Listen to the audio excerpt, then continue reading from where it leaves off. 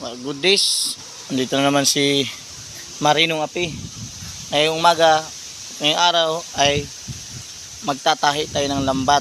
Kasi tayo nakabili ng lambat na 100 meter.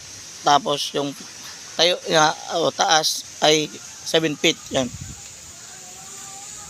Hanggang doon yan, no? Ito yung lambat yan. Nilatag ko yan hanggang doon. Kita nyo yung kulay blue na yan. Hanggang doon yan. Doon. Doon. Yan o, lambat na yan. At yung panali natin yan. Natin o yun. Medyo manipis lang yung lambat natin. Kasi yan, nabili natin to sa online.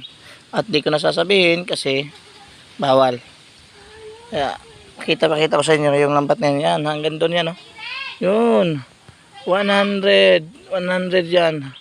Meter. Hanggang doon yan o. Yan. Yan, hanggang doon yan, no? Tinali ko na sa puno na saging.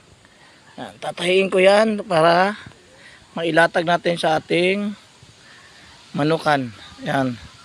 Kaya let's go. Yan, let's go na. Yan ba tayo? Tara, banat. Trabaho. Natin. Trabaho na, kaibigan. Tayo.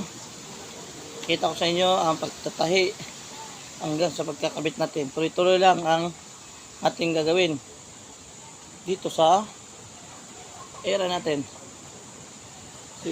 Kakabit ko ito. Pakita ko rin sa inyo yung ating lugar na pagkakabitan dito. Trabaho. Lipas man ang panahon, ang sundalo mata ng bubon,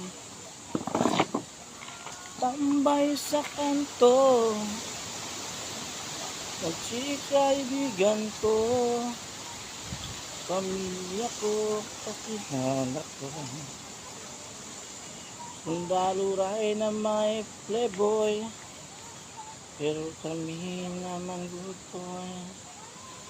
Tapat sa tungkulin at masunurin, laging pagtatanggol ang pinangbahayan. At tulad mo isang paru-paro, lipat-lipat ng destino. Wow. Mahirap na trabaho, masaya naman ako. Wala kayong magagawa.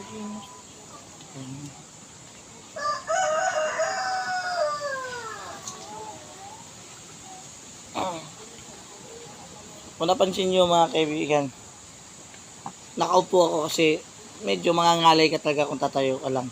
Pero wala tayong magagawa. Ganito ang buhay. Ito ang buhay.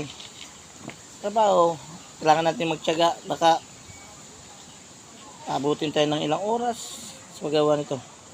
Kaya antabay lang mga kaibigan. Ito.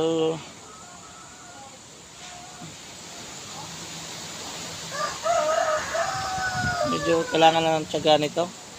Kasi una tiyaga, pasensya. Kasi mag-aalaga ulit tayo ng manok. Manok na pwedeng ibenta. At kung may matipuan naman tropa gusto maglaban, ipalaban natin. Tapos kung merong yung ibibenta sa atin, ibibenta natin yung pera, pwede natin ipusta.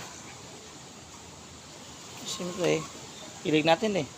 Ito na hilig natin. Ano lang to akin? Na lang hilig. Hilig, benta. Pinakakahinayang di man naman kasi. Mga manok na to. Alam ko, pares tayo na nag-aalaga. Ang iba naman hindi. Pero, may mga bagay talaga na dito tayo masaya. Parang yung tunog ng tilaok na manok o pag-aalaga ng manok, parang musika. almost 4 to 5 years na akong hindi nagmamanok. Ngayon na lang ulit. Bali may isa akong inahin na inaparami ko kasi nakapapisa na siya kaya ako bumili ng lambat. Ang ginamit kong lalaki ay anak din niya mismo. Ang tawag doon ay inbreeding. Pero binalik ko sa tropa kasi sila na maglaban nun. Pinalaban ng tropa, pinapalaban ko sa tropa. Kaya kung good luck na lang.